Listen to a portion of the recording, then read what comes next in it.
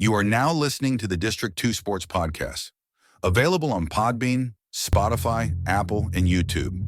It costs you nothing to smash that like button. Leave us a review and follow District 2 Sports on Facebook, X, and Instagram for more content and coverage.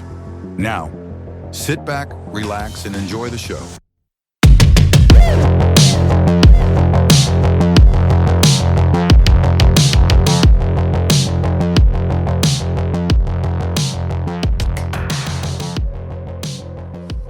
All right, so District 2 Sports Podcast, and today we're joined by the head football coach of the LCA Bulldogs, Coach Frank Rocco, who has led the program for 20 years and has over 250 wins as the head coach and led them back-to-back state championships. Coach, how are you doing today? Great, man. Thank you for having me. Well, Coach, I mean, we usually have to kind of start from the beginning with your career, but I'll go ahead and kind of get into the season already. You guys are 3-1, 2-0 in the district already. You know, what's your take on how the season has gone so far? What has gone well? And what do you see some room to improve? Well, a lot of improvement is necessary for sure. I mean, you alluded to back-to-back state championships in the last couple of years. We have had a very, very significant nucleus of seniors last year that have been the nucleus of our team really 3 and 4 years running. They were a handful of those guys were 3-year starters, and one was even a 4-year starter. And then that whole group came through, and, unfortunately, and they graduate, and you got to kind of, take the younger guys and get them trained up and fill roles and things like that. So we knew that this year was going to be a kind of a retraining year. We had a really our JV team was 7-2 last year, so we were very thankful that we felt like we had kids in the pipeline. But until you really, dress them up and put them out there in varsity uniforms, you really don't know. And then, we were invited to play in a national kickoff classic out in Ohio, which was a great experience. But, in reality, we, right out of the gate, we probably weren't ready. The maturity and experience, all that goes along with that. And, we took it on the chin pretty hard, I would say. And so we then went right into a bye week and kind of made some adjustments, and now coming out on the other end and getting back into the bulk of our schedule and, Seminole District and schools that we're used to playing. Our kids have kind of settled into that. And so, I mean, we're winning. We're not pretty yet, I don't think. But we're finding ways to win. And, that's what it's all about. And hopefully we can continue to clean up some things and get better. And our sophomores, and we're playing a lot of sophomores and juniors, and those kids are doing well for us. But, they are sophomores, and they'll make some mistakes that, can hurt you sometime. Coach, just a quick question about, I always hear that between the first and second games is where most teams make their most improvement along the season, I guess you want to say. But how big an eye-opener was it for your guys? I mean, I know you've been in state championship games over and over and over, perennially. How big an adjustment has it been to take, that loss right off the get-go out of the gate and build upon it? I mean, do you? I mean, I looked at the record. I guess Ironton's not nothing to sneeze about. They're not the Sisters of the Poor by no means. I understand they're ranked number 1, Division 5 in Ohio. That's right. But I mean, do you think any complacency comes in when we're the Virginia State champions? Did anything that kind of come in like that? No. Especially we didn't let it come in.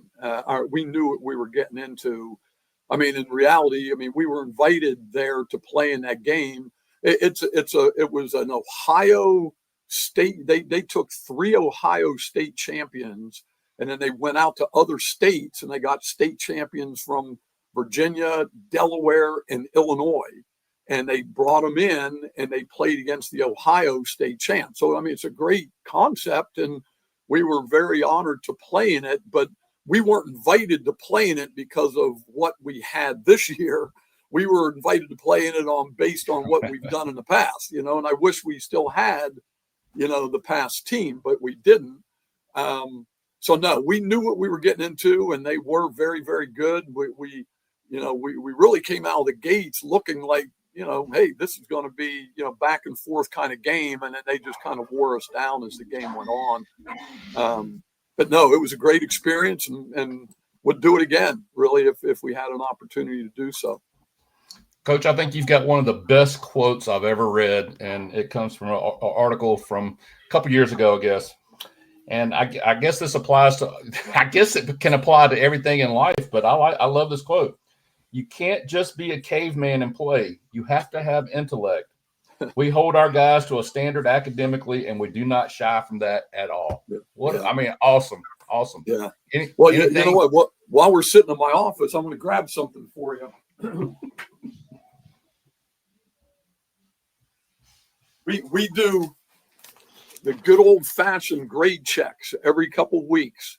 We have each of our boys take around a form to each of their teachers, and they have to fill out what their present grade is, how their disciplinary interactions have been in the class, and then any kind of comment that the teachers want to give to the coaches. Because in a lot of schools, the coaches that coach the sports teams, provide discipline and support for the faculty in the school, and so we've got a really good thing going here, and it's a little bit extra work for teachers to do that kind of extra reporting for what we're asking about our football players. But we've been doing this for years. It holds the boys accountable, and certainly the intellectual part of football, which is what we believe kind of separates us from some of the other programs.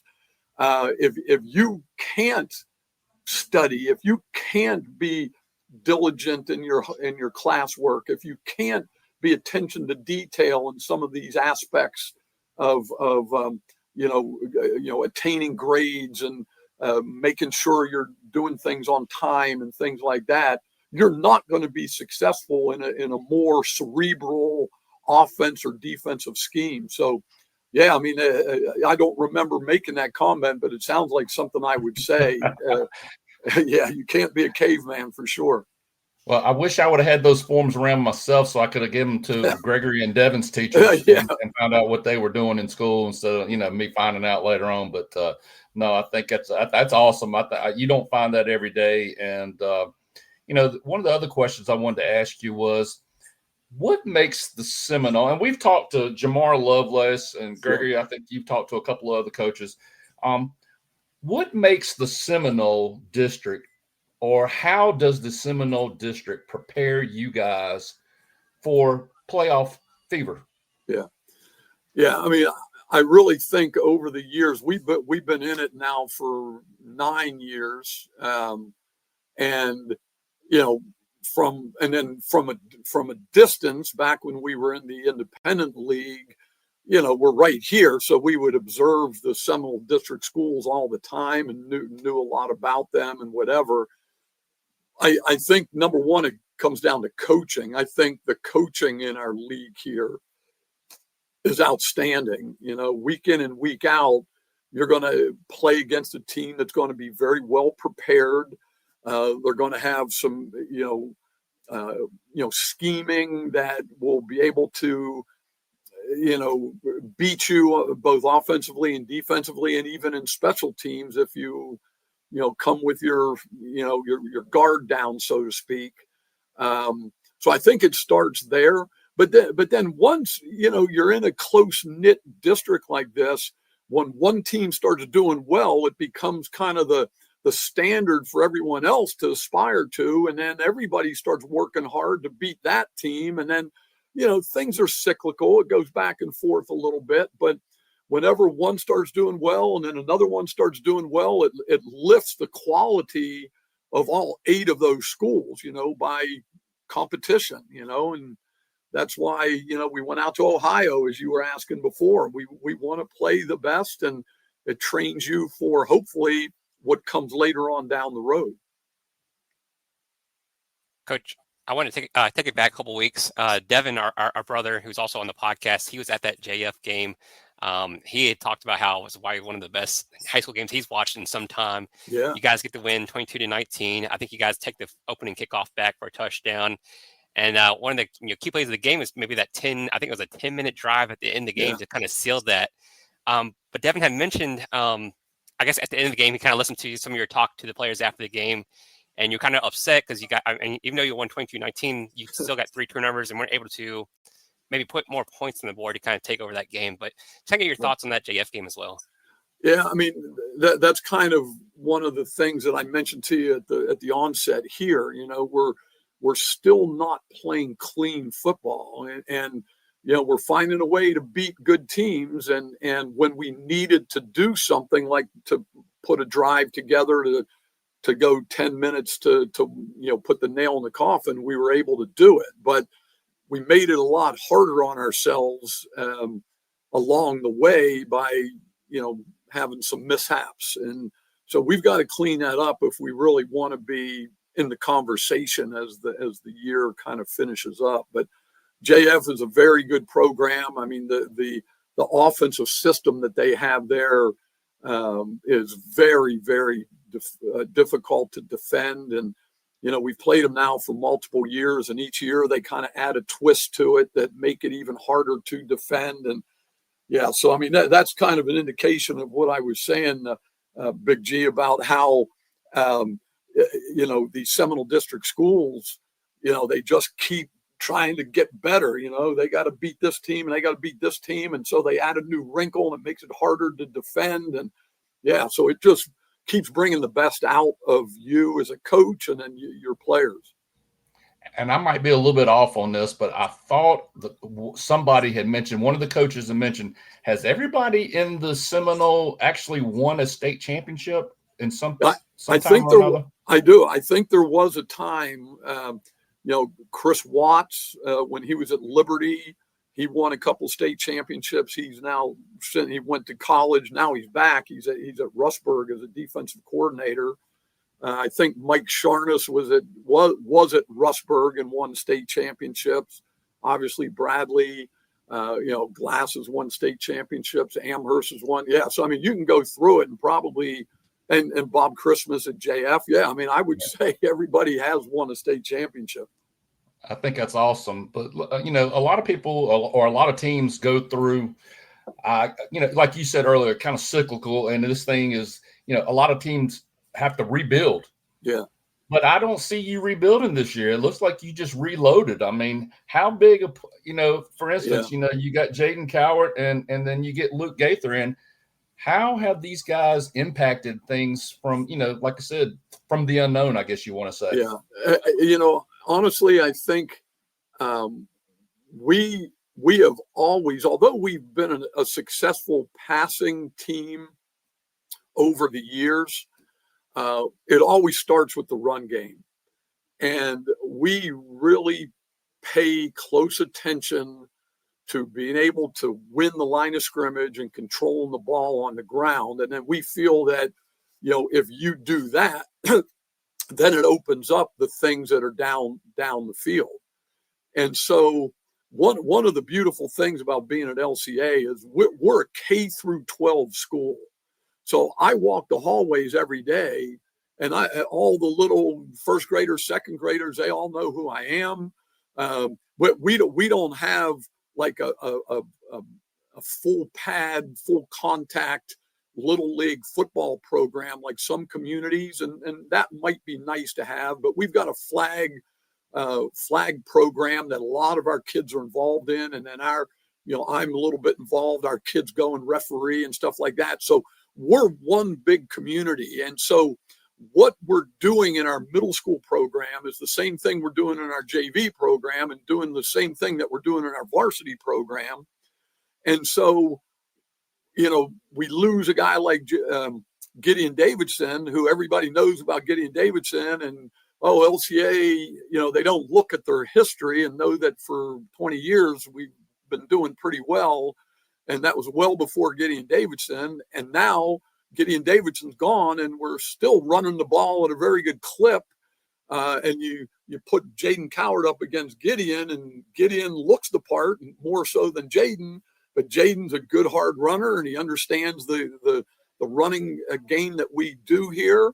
And he had 192 yards against Franklin County and 3 touchdowns the other night against a really good team. So, it's just the continual staying to the formula, and teaching them at the youngest ages as they come up through, so that when they get to be juniors and seniors, they've already been through it 4 and 5 years, and they may look different, but they're still executing at a very good level. Well, I don't know how familiar you are or have been with George Washington High School football in the past, but what you just mentioned to us just a few moments ago about being in the hallways at the K through 12 and stuff like that.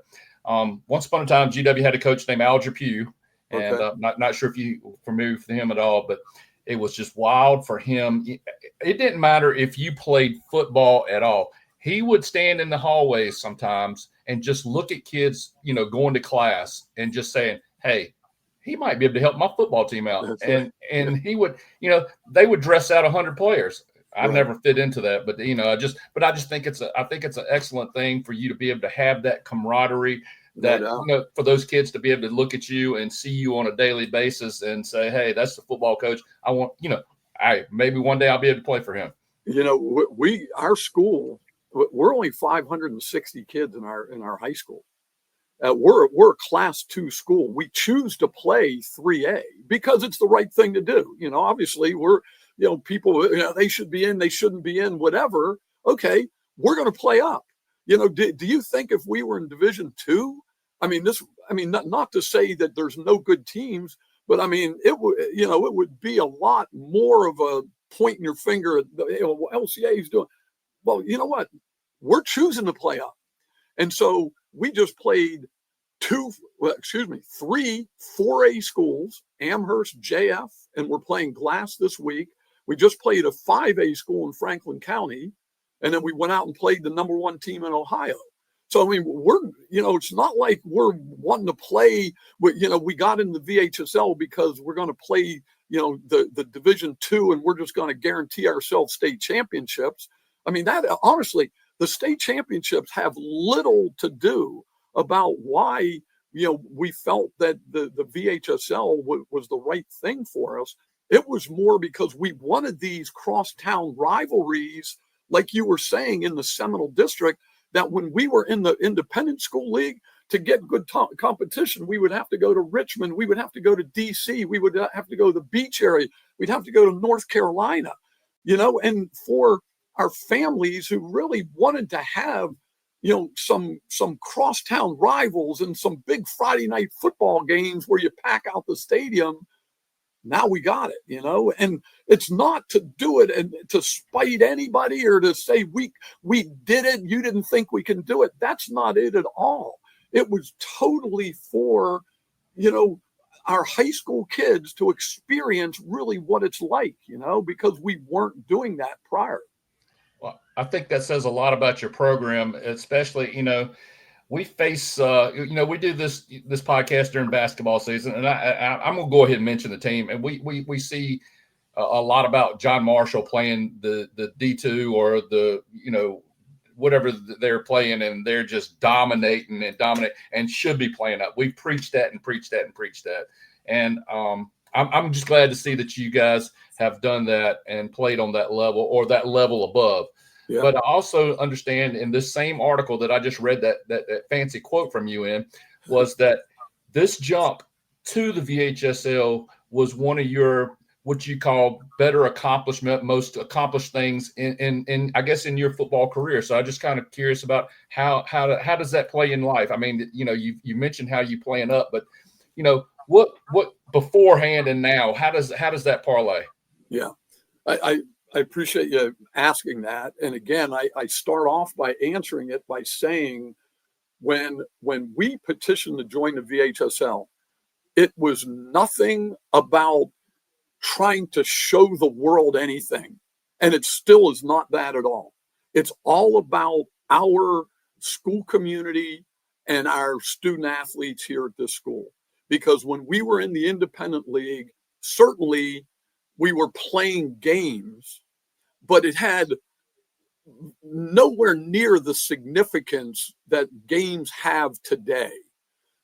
At every sport, we were putting tennis teams in a bus and having them drive them 3 hours to play a tennis match where in today's world, they don't even have a full roster. So they get out of the bus, they warm up, they play for 30 minutes, they get back on the bus and drive 3 hours back home, and you can take that through a bunch of different sports.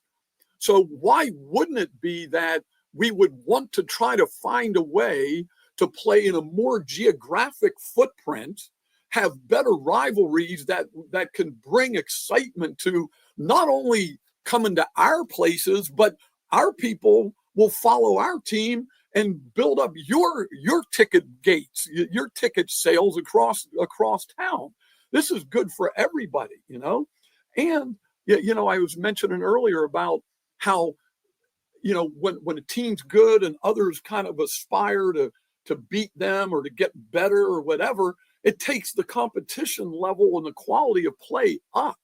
So how is that not good? And put it out there. We have never, ever, ever the word recruited, but we have a nice school here. It's unique. There's no doubt about it. And it's not for everybody, but there are families that look at what we have as a school, the Christian component, some of the academic elements that we do that maybe aren't done some other schools or whatever. And a family, they move here, because they want that. That's not us going out and saying, hey, come on over here and pay pay out $8,000 to come to our school, which is what you got to do to come here. So it does get me a little heated up sometimes when people make that simple accusation that is nothing more than a lie. And all I do is see it. I sit in this Lynchburg area every day and look 365 around me. And I see that all going on around me. I see new faces going to different schools every single season. And then they use LCA as the smoke screen, look over there. Look at what the private school's doing to take their eyes off of them, with all the other movement that's going on, So, it's been, if people would only be honest, it has been a great thing, certainly from our perspective, but I really think our involvement in the league and taking the quality of play up in a lot of different sports. I mean, this isn't just football, and this thing was never done just because of football. This is done as because I mentioned the tennis situation, volleyball, all the sports that deserve to play good quality local rivalries, they're experiencing that now, so it was never about any of that other stuff. Coach, that's what the podcast is for right here. So you can get your thoughts out, and we're here to help you out. So now I want to talk about your offense. In the two of your 3 wins, you guys have put up 91 points. We talked about that JF game, how they had a difficult line, but in those 2 wins, I think you put 50 up against Amherst and 41 against a really good Franklin County team. I think that is just ran into a tough schedule. They are here, very right? good. Yeah. What have you seen in your offense? Is it just more experience as the season goes on? And what things have you seen where you can maybe exploit the defense with your team? Yeah. It is the maturation of the offensive line. We've got we lost Easton Ware, was another young man from our team the last several years, who also went to Clemson with Gideon. He was a big lineman that really was a central part of that the line over the years. And then we lost our center who's playing Division III college ball as well. So we had to play some musical chairs there, a little bit of the returning guys. And then we had a couple JV guys come up that had to kind of step up and learn and fill in a role. And so it's taken a little while, but we're getting it. And it's very encouraging because just like I said last week against Franklin County, Jaden Coward had 192 yards rushing. Mason Gunn is our next back, and he had 112 yards rushing. So, I mean, it's starting to come. And so as that unit goes, I really feel our offense will continue to develop from there. And then the run game opens up the passing game and the play action aspect of things. And so we're still work in progress, but things are progressing in the right way. Coach, last one for me, and I'll let Big Greg kind of end it off. But you've said that I think you commented that LCA is accustomed to pressure, and that it wouldn't be fun if there wasn't a little bit at stake there at LCA, whether it's on the field or whether it's maybe in the stands. We're talking about as far as like the community goes. How do you coach your players to embrace the pressure, especially when expectations are so high there?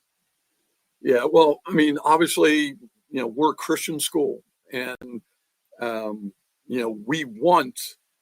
Let me put it this way. I was going to say we want to be viewed, and that's not true. I mean, but we do believe that we do have a platform, and if people come and watch our games and they're seeing our kids throwing their helmets and using 4-letter words, and coaches are grabbing kids by face masks on the sideline, and constantly getting flags, and coaches getting kicked out of games and things like that, that's not going to be a very good testimony. So we know eyeballs are on us, and we know that our hope and our prayer is that we can be viewed and observed in a different way, like saying, wow, they're a really good football team, or they're a really good athletic team, and there's something different about them, and that's what we would hope. And hopefully that's said, and hopefully that's observed. But we welcome the pressure, and we just trust that how we do things each day, each week, and building up who we are and how we do things is going to be the proper example of Christ that we're trying to model in the realm of football. So, yeah, I appreciate that question, and it's something that really is the central focus of our program.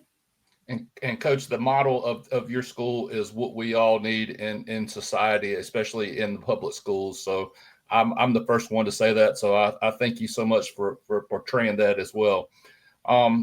My last question for you is, I guess, kind of tongue in cheek, I guess you want to say. I know we got to get you out of here, but you right now are sitting number 2 in the District 2 sports podcast polls. I just wanted to let you know that. Okay.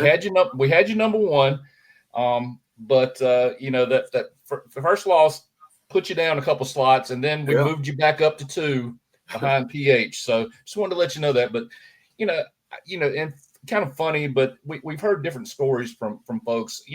How much do you pay attention to polls? I mean, all summer I read in the Sports Illustrated poll, that you guys were in the state polls overall. I mean, with the beach people, right? The Richmond team, stuff like that. We talked to a coach last week. I won't mention his name right yet, but he's sitting there going, we really don't pay attention to polls. But then the next thing out of his mouth was, my goodness, I looked at a poll the other night and we beat 3 of the teams and we're still behind them and we're undefeated. So just, kind of how much emphasis do you put on that, or do you put any at all? I honestly, I really don't talk to our team about the polls. But I admit, I mean, I'll look at polls because I want to know, how people are viewing us and who other people are looking at as being teams of strength, and they may be teams down the road that we're going to play. I'd like to know, how their mojo, are they trending up? Are they trending down? Those kind of things. But, in the VHSL, the way the PowerPoint system sets up for postseason, you kind of almost have to pay attention to that one. Now, that's not so much an opinion poll. That's more of a PowerPoint. So you kind of have to understand where you are with your point value and where you sit in that. And right now in the Region 3C, we're number 2 there as well. and we started out down. I mean, we were down, I think, when this whole thing started after our loss. I mean, just like you guys probably did in bumping us down. We were down at 11, I want to say, when this started out. And then, like I said, we've beaten a couple, 4A schools and then a 5A school. Now, all of a sudden, we're back up to 2 again. And so, I mean, it's going to fluctuate throughout the course of the year. But, in our district, or our region of 18 teams, only 8 of them get in. So there's 10 guys going home at the end of the season. So, it's very important to stay within that 8, or else you're going to be going home for the holidays yourself.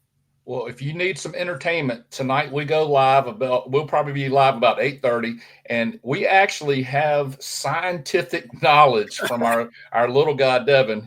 He has analytics across the board, so he's got some kind of system. I told him I know why he chewed his toenails as an infant when he was growing up. So, but last question. Too much information. There you go. Last question, and I know you got some work to do beforehand. So have you already circled Halloween night on the calendar? Who are we playing that night? I believe that would be a crosstown rivalry, correct? I've circled the day because I've already had to set up with my grandkids that I can't take them trick-or-treating that night.